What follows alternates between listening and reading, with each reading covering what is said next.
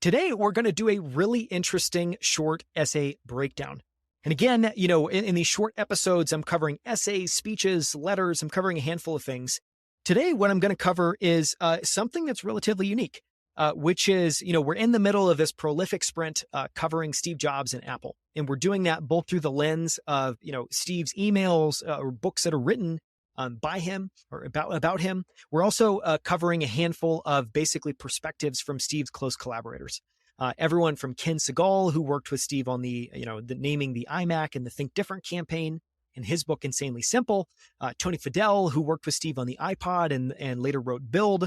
Mike Moritz, Nolan Bushnell, Finding the Next Steve Jobs, where I'm trying to do a very thorough kind of 360-degree look at Steve.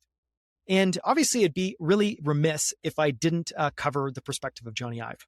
And, in 2016, Apple published a limited edition anthology chronicling the last 20 years of Apple's designs, simply titled Designed by Apple in California. And at the time, I was very excited about this book. I purchased a copy. Little did I know it was a limited edition. And if you actually go online now, you can't find it unless you go and find someone else's copy. Luckily, I have one. I'll try at the very end to open this up and show you at least a little bit of what it looks like.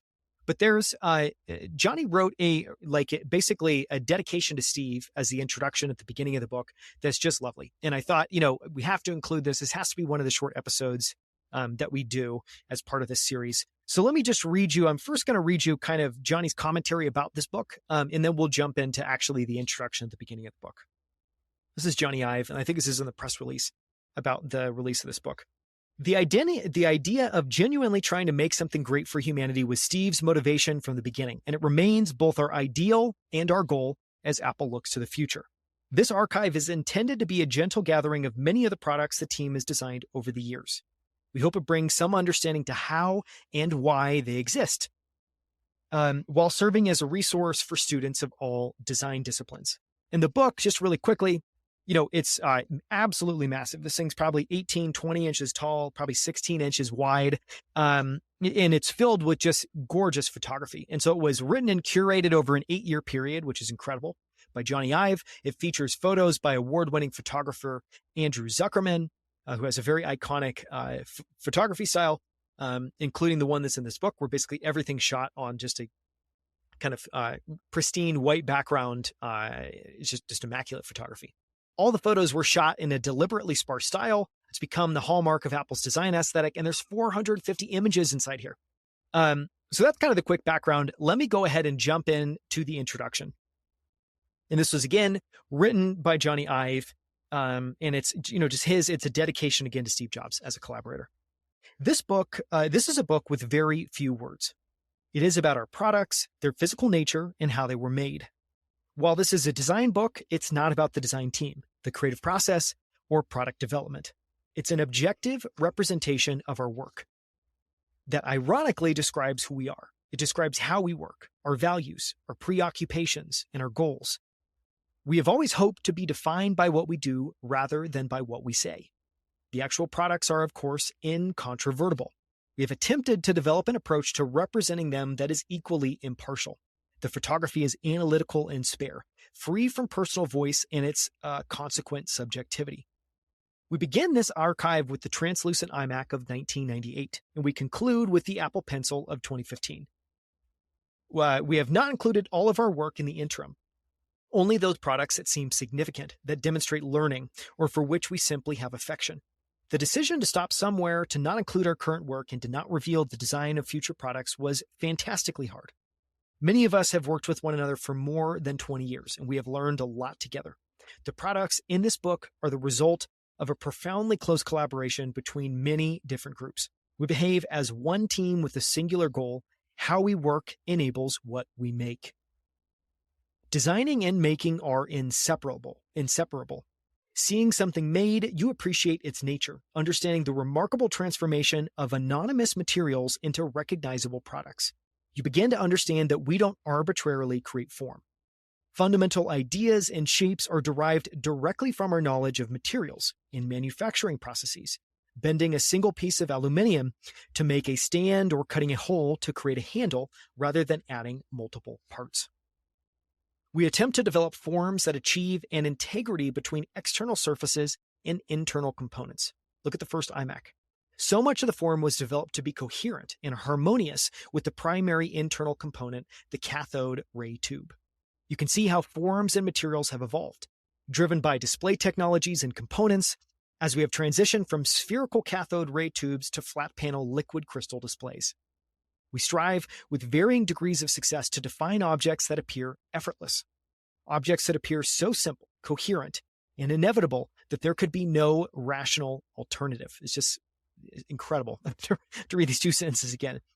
We strive with varying degrees of success to define objects that appear effortless, objects that appear so simple, coherent, and inevitable that there could be no rational alternative. Although we have been doing this for many years, creating something simple never seems to get any easier. Simplicity is not the absence of complexity. Just removing the clutter results in an uncomplicated but meaningless product. I think a product that is truly simple somehow communicates with striking clarity what it is and what it can do. Say that again. I think a product that is truly simple somehow communicates with striking clarity what it is and what it can do. Above all, I've come to feel that human beings sense care in the same way we sense carelessness. I do think we respond, maybe not consciously, to something much bigger than the object. We sense the group of people behind the products, people who do more than make something work, people who sincerely care about the smallest unseen details, as well as the big idea and the primary function. For us, these products and projects have come to mark the passage of time. We cannot look at this archive without remembering the people and stories so essential to each product's creation. I cannot look at it without thinking of Steve Jobs. This book is dedicated to him. This is a body of work that would not exist without Steve. The many thousands of people who work together would never have worked together. These products would never have been designed, never have been made, never have been used. The idea of genuinely trying to make something great for humanity, to make a contribution to culture and to our community, has not been a sentimental afterthought. It has been our fundamental motivation, ideal, and goal. We hope this archive is, as intended, a gentle gathering of some of the products we have designed over the last few years. We hope it brings some understanding to how and why they exist. Absolutely beautiful. That's the introduction to Design by Apple in California. And it's also a dedication of the entire book to Steve. And again, Jony says as much, this is a body of work that would not exist without Steve. The many thousands of people who work together would never have worked together. These products would never have been designed. They would have never been made, and they would have never been used, all without Steve Jobs. You can find the text of this. You can go and look at the notes and kind of some of my bolding for emphasis. You can also look at a bunch of glossary of hardware manufacturing terms that are in the book that I really enjoyed at outlieracademy.com/designed by Apple. Now, really quickly, I'm going to try to push my mic aside and show you a little bit about the book because it's gorgeous. Give me 1 second here. So this, I'll just show you. This really quickly comes with the book, and it's absolutely massive. I have to hold it back here. Comes with the book and includes, a ton of hardware manufacturing tools and technologies that Apple's used over the last 20 years. I found it so fascinating. I personally hand transcribed all of the terms, and you can go and find that in the full episode, in the book breakdown of this book. You can find the link wherever you're listening or reading this. Just look near in the notes for that. And now just let me show you a little bit inside the book. And again, the book is absolutely massive. It's what it looks like from the side. Front, you can't even see anything. In traditional Apple fashion, I don't even know if it's going to show up on the camera. But the title, Designed by Apple in California, is literally debossed into the side, and then the Apple logo is debossed onto the front.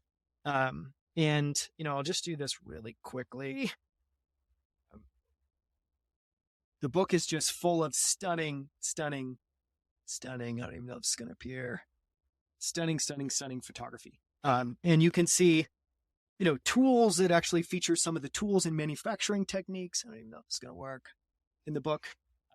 I'll stop there. But if you can get yourself a copy, if it would be meaningful to you, I would highly recommend it. And again, this has been, Jony Ive's perspective on working with Steve Jobs and the impact that he had. And again, in his own words, the body of work in this book, the incredible products that Apple produced starting in 1998, I think 1995, would not exist without Steve. The products wouldn't have been designed, they wouldn't have been made, and they would never have been used.